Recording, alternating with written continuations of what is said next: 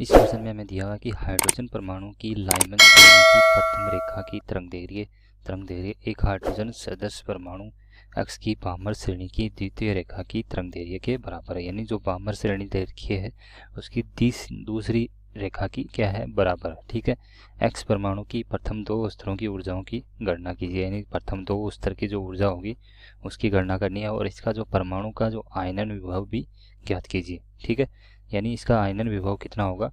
और दिया है हमें कि हाइड्रोजन परमाणु की जो मूल अवस्था में जो बंधन ऊर्जा है, यानी मूल अवस्था में जो बंधन ऊर्जा कितनी दे रखी है इसकी 13.6 इलेक्ट्रॉन वोल्ट इसकी ऊर्जा दे रखी है। ठीक है, तो पहले हमें क्या है, इसके लिए दोनों तरंगदैर्घ्य की बात की है। यानी पहले तो क्या है, उसकी प्रथम तरंगदैर्घ्य किसके बराबर है, प्रथम तरंगदैर्घ्य तो बामर श्रेणी की द्वितीय तरंगदैर्घ्य।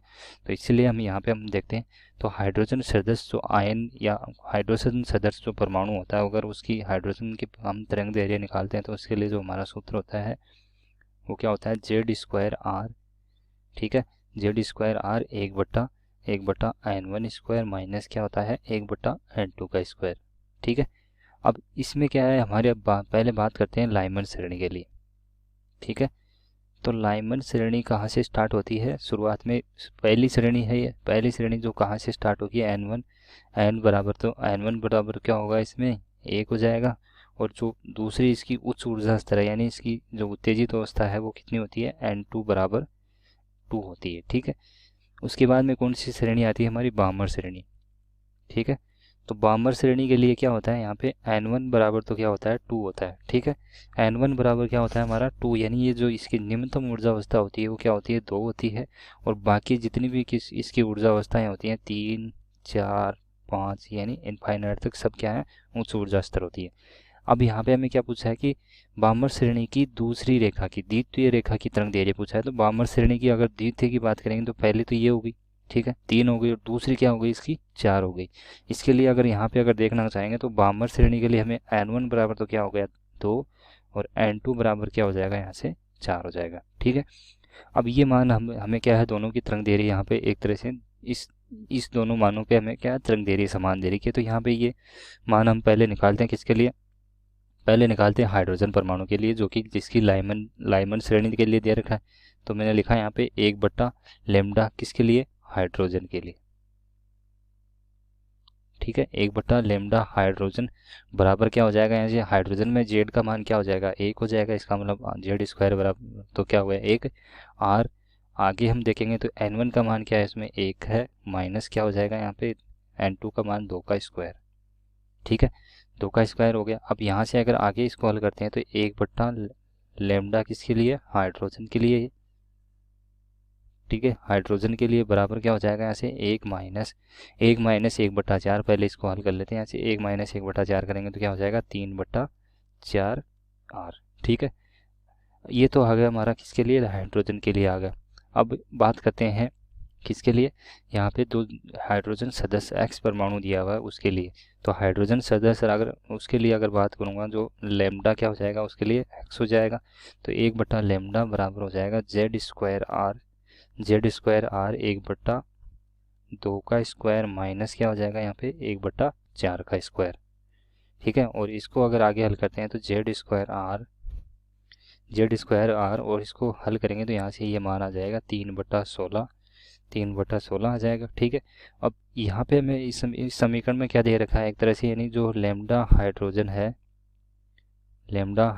है वो किसके बराबर है, उसके जो लैम्डा एक्स के बराबर है इस कंडीशन में। ठीक है, तो दोनों को बराबर करेंगे यहाँ पे, तो दोनों को बराबर करेंगे तो क्या होगा, यहाँ से एक तरह से ये मान हमारा इस तरीके से आ जाएगा 3/4R बराबर 3/4R बराबर क्या हो जाएगा यहाँ से 3/16 Z²R। ठीक है, Z²R होगा। अब यहाँ पे अगर देखें तो 3/4 यहाँ पे यहाँ पे आएगा 3/4R। ठीक है, तो यहाँ पे क्या R से तो R हमारा कैंसिल हो जाएगा, 3 से 3 हमारा कैंसिल हो गया, 4 से इसको काटेंगे तो 4 बार चला गया। ठीक है, और इसको अगर इधर लेके आएंगे तो ये हो जाएगा Z² बराबर 4, यानी Z का मान होगा वो कितना होगा यहाँ पे 2 हो जाएगा। यानी जो परमाणु इसका हाइड्रोजन सदस्य परमाणु है उसका परमाणु क्रमांक क्या है यहाँ पे 2 है। ठीक है, उसके परमाणु क्रमांक की 2 हो गई, मतलब क्या है वो एक तरह से 2 परमाणु क्रमांक है। तो कौन सा होता है हाइड्रोजन के बाद में हीलियम है। ठीक है। हीलियम, जब हीलियम के ऊपर 2 परमाणु क्रमांक, लेकिन हाइड्रोजन सदस्य कब होगा, जब इसमें एक परमाणु यहाँ पे त्याग दिया जाए। ठीक है। अब इसका मान ले एक परमाणु यहाँ पे त्याग दिया, तो इसके संगत जो ऊर्जा होगी एक तरह से वो कितनी हो जाएगी। यहाँ पे ऊर्जा की बात करेंगे तो क्या इसका Z² बटा N² माइनस क्या हो जाएगी, इसके संगत अगर यहाँ पे ऊर्जा निकालेंगे तो माइनस की होती है, और जो कि क्या होती है यहाँ पे 13.6 इलेक्ट्रॉन वोल्ट, और ये क्या है Z² बटा N²। ठीक है। अब यहाँ पे हमें क्या है, इन दोनों ऊर्जा स्तरों के लिए जो x परमाणु है, उन दोनों ऊर्जा स्तरों के लिए ये हमारा क्या आ गया एक तरह से, इसके लिए जो ऊर्जा निकालने का सूत्र आ गया। अब इस ऊर्जा निकालने के लिए अगर यहाँ पे ये तो क्या है x परमाणु के लिए, और हाइड्रोजन परमाणु के लिए तो हमें पता ही है क्या होता है। हाइड्रोजन परमाणु के लिए अगर देखना चाहें तो ये हो जाएगा 13.6/N² इलेक्ट्रॉन वोल्ट। ठीक है। तो हमें क्या है, यानी प्रश्न में हमें यही पूछा है कि प्रथम 2 ऊर्जा स्तरों की x परमाणु की प्रथम 2 ऊर्जाओं की गणना करो। तो प्रथम 2 ऊर्जा हम ले ली यहाँ पे n बराबर 1 और n बराबर 2 के लिए ऊर्जा निकालेंगे। तो यहाँ पे n बराबर 1 और n बराबर 2 के लिए ऊर्जा निकालेंगे तो Ex बराबर क्या हो जाएगा, यहाँ से z बराबर तक परमाणु क्रमांक तो कितना आ रहा है इसका 2 आ रहा है, तो 2 का स्क्वायर माइनस पहले के लिए निकालेंगे तो गुणा 1 का स्क्वायर गुणा 13.6 इलेक्ट्रॉन वोल्ट। तो इसको अगर हल करेंगे तो यहाँ से आ जाएगा -54.4 इलेक्ट्रॉन वोल्ट। ये तो होगी इसकी प्रथम ऊर्जा स्तर। ठीक है। अब बात करेंगे किसके लिए, n बराबर 2 के लिए। तो यहाँ पे n बराबर 2 के लिए अगर निकालूंगा n बराबर 2 के लिए, तो यहाँ पे क्या हो जाएगा, ये हो जाएगा -2 का स्क्वायर बटा 2 का स्क्वायर।